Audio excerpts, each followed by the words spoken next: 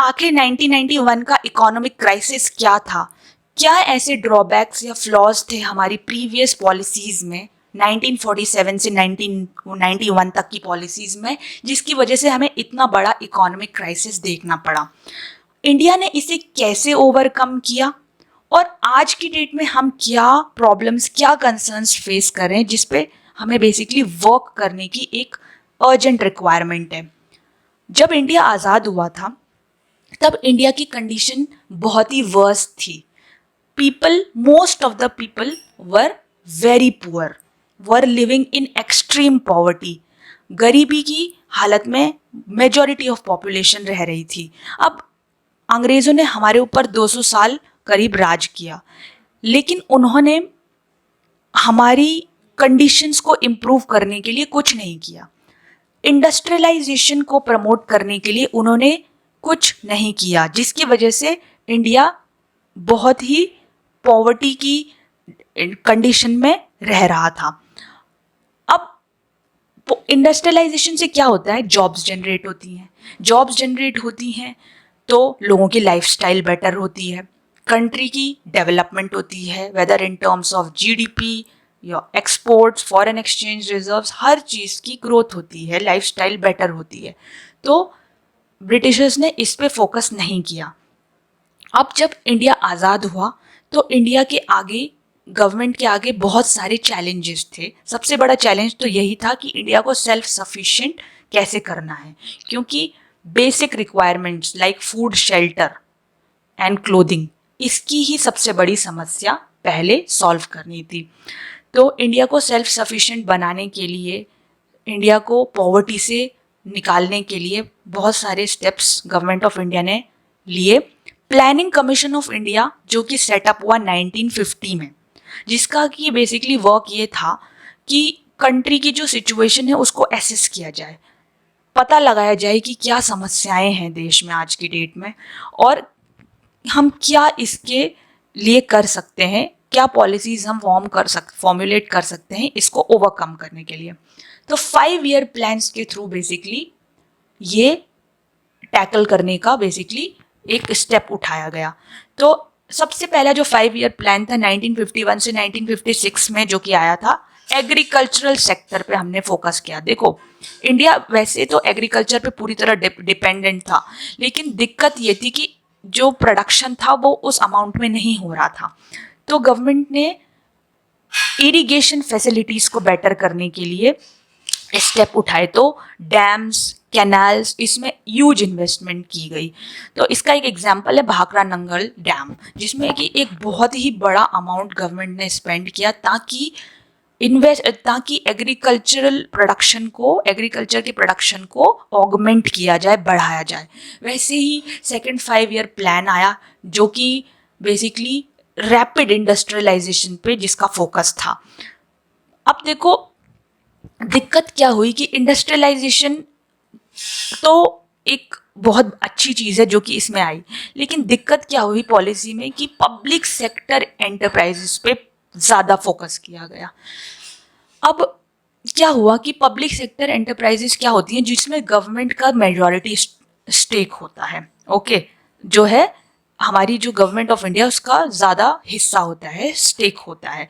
तो अब इसकी वजह से क्या हुआ कि जो प्राइवेट सेक्टर जो एंटरप्राइजेज हैं जो आना चाहती हैं, उनको बेसिकली एक लाइसेंस राज फेस करना पड़ गया। मतलब कि इतना आसान नहीं था कि प्राइवेट सेक्टर की जो एंटरप्राइजेज हैं वो आ सकें किसी भी इंडस्ट्री में, वेदर ऑटोमोबाइल्स हो गया, इलेक्ट्रॉनिक्स हो गया, किसी भी फूड हो गया, क्लोथिंग हो गया, किसी भी सेक्टर में आपके एक नई इंडस्ट्री को सेटअप करना बहुत ही मुश्किल था, क्योंकि लाइसेंस राज, रेड टेपिज्म ये प्रेवेलेंट था, बहुत सारे रिस्ट्रिक्शंस थे। तो बहुत कम इंडस्ट्रीज अपने ऑपरेशंस चलाती थी, बहुत ही लिमिटेड थी। जैसे अगर मैं बात करूं, उस टाइम पे वॉच की एक कंपनी हुआ करती थी HMT। अगर इलेक्ट्रॉनिक टेलीविजन में बात करूं, BPL थी, राइट। तो बेसिकली बहुत ही लिमिटेड कंपनीज थी जो एंटर कर पाती थी किसी इंडस्ट्री में। क्योंकि लाइसेंस राज प्रिवेल करा था। अब इसकी वजह से क्या डिफिकल्टी होगी, इंडिया के एक्सपोर्ट्स भी हैम्पर हो रहे थे, क्योंकि अगर आप प्रोडक्शन ही नहीं कर पाओगे तो एक्सपोर्ट क्या करोगे चीज़ों का। फर्दर इंपोर्ट्स में बहुत सारे रिस्ट्रिक्शंस थे, मतलब बाहर के कुछ ही सामान थे जो हम इंपोर्ट कर सकते थे, उसकी एक प्री डिफाइंड लिस्ट बनाई थी। एक्सपोर्ट नहीं होते हैं तो foreign exchange reserve obviously hamper होती है, जो कि हुआ फाइनली। अब जो सब्सिक्वेंट 5 ईयर प्लान आए, सेकेंड 5 ईयर प्लान के बाद, उसमें उन्होंने कोशिश की कि प्रीवियस 5 ईयर प्लान्स को में इम्प्रूवमेंट करें, उसके जो फेलियर्स हैं उनको हटना, उनको आपकी एक तरीके से उनको हटाया जाए। लेकिन जो मेन चीज़ थी उस पर फोकस नहीं किया गया, सिग्निफिकेंट एस्पेक्ट्स थे उन पर फोकस नहीं किया गया, जैसे कि लाइसेंस राज को हटाना चाहिए, या फिर एक्सपोर्ट्स को कैसे बढ़ाया जाए, या एफडीआई फॉरेन डायरेक्ट इन्वेस्टमेंट कैसे लाई जाए। इन चीज़ों को अभी भी इग्नोर किया गया। लेकिन ग्रीन रेवोल्यूशन करके जो हमारा एक बहुत ही इम्पॉर्टेंट एस्पेक्ट है हमारे एग्रीकल्चर के पॉइंट ऑफ व्यू से, क्योंकि उसने एग्रीकल्चर को बढ़ाया, वो बहुत ही अच्छी चीज़ हुई जिससे हमारा प्रोडक्शन बढ़ा, हम सेल्फ सफिशिएंसी की तरफ बढ़े। ओके, अब अभी मैंने यही बताया कि Indian economy was still close to foreign companies. Foreign companies के लिए इंडियन इकोनॉमी क्लोज थी 1991 से पहले। बहुत फॉरेन कंपनीज इंडिया में जो आ भी जाती थी वो भी फाइनली क्लोज होके चली जाती थी। ओके, वापस चली जाती थी। कोका कोला के साथ ऐसे ही हुआ था 1970s में। फॉरेन डायरेक्ट इन्वेस्टमेंट बहुत रिस्ट्रिक्टेड थी, बहुत सारे रिस्ट्रिक्शंस थे। उसके अलावा मैंने आपको ये भी बताया कि लो कंपटीशन था इंडियन मार्केट में, जिसकी वजह से क्या होगा, प्राइसेस बढ़ेंगे, है ना। अब मैं ऑटोमोबाइल्स में बात करूँ, सिर्फ एम्बेसडर गाड़ी हुआ करती थी। ओके, तो बेसिकली इसकी वजह से बहुत सारी समस्याएं हम फेस कर रहे थे, जो कि एक क्राइसिस का जिसने एक रूप लिया 1991 में। अब 1991 अगर मैं बात करूं, 1991 जुलाई की अगर मैं बात करूं, तो इंडिया के पास सिर्फ 3 हफ्ते का, 3 वीक्स का रिजर्व बचा था इंपोर्ट्स के लिए। देखो, हम क्रूड ऑयल आज के डेट में भी हम देखा जाए तो क्रूड ऑयल हम बेसिकली एक बहुत बड़ा अमाउंट इस पर खर्च करते हैं, इसके इंपोर्ट पे डॉलर्स में। तो बेसिकली हमारा जो फॉरेन एक्सचेंज रिजर्व था वो बहुत ही कम हो चुका था, 2580 करोड़। आज के डेट में तो बिलियंस में है, लेकिन उस टाइम पे ओनली 2580 करोड़ 3 हफ्ते के लिए हम मतलब इंपोर्ट कर सकते थे अपना क्रूड ऑयल या जो भी इंपोर्ट्स का सामान था। अब एक इस चीज़ को और भी वर्स बनाया, गल्फ वॉर चल रही थी उस टाइम पे, बेसिकली ईरान और 42 कोलिशन कंट्रीज़ के बीच में। अब ये जो गल्फ वॉर थी ये बेसिकली 1990 में स्टार्ट हुई थी। क्यों? इसका कारण बेसिकली यही था कि ईरान ने कुवैत को कैप्चर कर लिया था, और इसके ही रिटेलिएशन में यूएन ने बेसिकली 42 यूएन के बेसिकली सपोर्ट से 42 कोलिशन कंट्रीज बनी थी जो कि ईरान को कुवैत से हटाना चाह रही थी। तो गल्फ वॉर एक बहुत बड़ा रीज़न था। गल्फ वॉर की वजह, और हम बेसिकली ईरान और कुवैत पे ही अपने क्रूड ऑयल के लिए, अपने पेट्रोलियम प्रोडक्ट्स के लिए डिपेंडेंट थे। तो क्या हुआ कि क्योंकि ईरान और कुवैत में तो आपस में जो गल्फ वॉर की वजह से भी लड़ाई हो रही थी और आपस में भी इनके डिफरेंसेस चल रहे थे, तो इसकी वजह से क्रूड ऑयल का प्राइस बढ़ गया, प्रोडक्शन भी घट गया, राइट। तो हम हमारी जो प्रॉब्लम है वो एक तरीके से बहुत एस्केलेट बढ़ गई, राइट।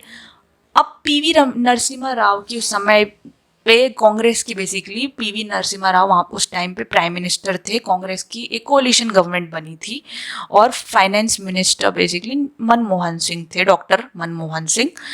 अब कैसे इस सिचुएशन से निकला जाए, इसके लिए हमने आईएमएफ का सपोर्ट मांगा। अब आईएमएफ क्या है? इंटरनेशनल मॉनेटरी फंड, जो कि 1945 में along with international bank for reconstruction and development, जिसे हम वर्ल्ड बैंक भी बोलते हैं, ब्रेटन वुड्स कॉन्फ्रेंस के कल्मिनेशन के बाद इन दोनों बॉडीज का क्या गठन हुआ था, राइट। तो इंटरनेशनल मॉनेटरी फंड के पास हम गए हेल्प के लिए।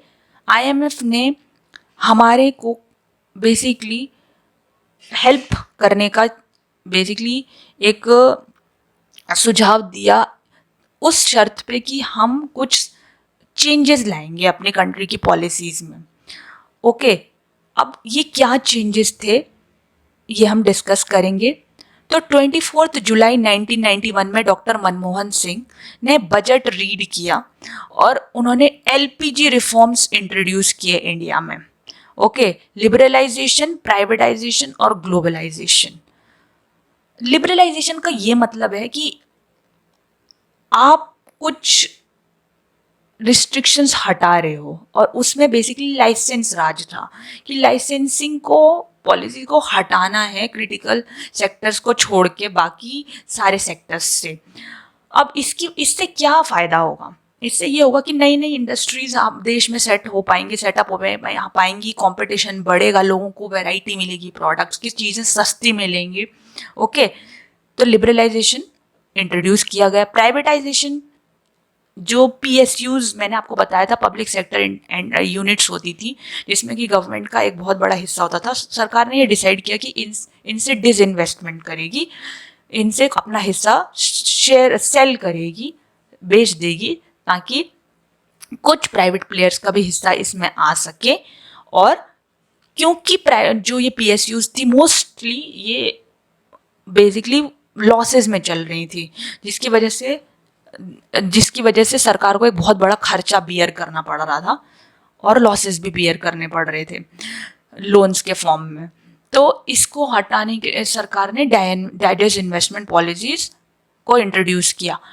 ग्लोबलाइजेशन, जो आपका बोलते हैं फॉरेन डायरेक्ट इन्वेस्टमेंट को इंट्रोड्यूस किया गया कि हाँ, हम फॉरेन FDI को लाएंगे, विदेशी कंपनी भारत में निवेश कर सकेगी ऑलमोस्ट ऑल द सेक्टर्स में एक परसेंटेज के साथ। और चाहे फिर हमने देखा कि चाहे वो ऑटोमोबाइल सेक्टर हो, हमारे पास नए नए ब्रांड्स की गाड़ी आने लगी। पहले जहाँ सिर्फ अम्बेसडर होती थी, अब हमारे पास होंडा, सुजुकी, टोयोटा, अलग अलग ब्रांड्स। इलेक्ट्रॉनिक गुड्स में पहले सिर्फ BPL होती थी, या फिर अब सोनी, आपके पास LG, सैमसंग, अलग अलग ब्रांड्स आने लगे। फास्ट फूड में आप पिज़्ज़ा हट, मैकडोनल्ड्स या फिर कोई भी फास्ट फूड कंपनी इंडिया में एंटर होने लगी। क्लोथिंग में भी विदेश के बहुत सारे ब्रांड्स आने लगे। तो इससे इंडिया का मार्केट पूरी तरह ओपन अप हो गया। ठीक है, ग्लोबलाइजेशन हो गया। अलग अलग कल्चर की चीज़ें, टेस्ट एंड प्रेफरेंसेस यहाँ पे बेसिकली हम इंट्रोड्यूस किए गए, जिसकी वजह से इकोनॉमी ओपन अप हो गई। इससे ग्रोथ ही होती है इकोनॉमी की इवेंचुअली। अब करंट इश्यूज क्या है देश में? देखो, सब कुछ तो ठीक चल रहा है कि इंडिया की इकोनॉमी ग्रो हो रही है, GDP, ग्रॉस डोमेस्टिक प्रोडक्ट बहुत हाई है, एक्सपोर्ट्स, हमारे जो फॉरेन एक्सचेंज रिजर्व्स हैं वो बहुत हाई है, नेशनल इनकम अच्छी चल रही है। लेकिन दिक्कत आज की डेट में भी देश में यह है कि अनएम्प्लॉयमेंट की प्रॉब्लम आज भी है, और जॉब सिक्योरिटी उस लेवल की नहीं है, या नहीं है, सिंपल सी बात है। अब क्यों ऐसा हो रहा है? बेसिकली ये सोचने वाली बात है, हमें सोचना होगा। अर्बनाइजेशन, हम कहते हैं कि शहरीकरण जो है बहुत ही उच्च स्तर पे अभी चल रहा है, बहुत ज़्यादा शहरीकरण हो रहा है। लोग आ रहे हैं शहरों की तरफ क्योंकि वहाँ बेटर लाइफ स्टाइल है, जॉब अपॉर्चुनिटीज़ हैं। अब ज़रूरत क्या है अर्बनाइजेशन की? क्यों लोग शहरों की तरफ आ रहे हैं? क्या हमारे रूरल एरियाज़ में, हमारे गांव में ऐसी फैसिलिटीज़ नहीं है कि हम वहाँ सरवाइव कर सके? क्या वहाँ पे जॉब अपॉर्चुनिटीज़ नहीं है? एग्रीकल्चर एक मेजर सोर्स है इनकम का, क्या ये एक रीज़न है? क्या हम ऐसी चीज़ें कर सकते हैं कि अर्बनाइजेशन को रोक सकें? बिकॉज इसकी वजह, माइग्रेशन की वजह से ये दिक्कत आ रही है कि जो शहरों की आबादी है वो बढ़ रही है, जिसकी वजह से जो है जॉब्स की शॉर्टेज हो रही है, और इनकम लेवल लोगों का जो है उस लेवल तक नहीं बढ़ पा रहा है, जिसकी वजह से लोगों को शहरों में सफ़र करना पड़ रहा है। तो हम क्या ऐसा कर सकते हैं कि हमारी जो रूरल एरियाज़ हैं उनको हम डेवलप करें, वहाँ के लोग माइग्रेट ना करें शहरों की तरफ? हमें as citizens of the country government को भी सोचना पड़ेगा। We have to contemplate on this the need, basically the current issue of our country. Then only we'll be able to truly develop. Okay, we will be able to become a developed country, a strong nation.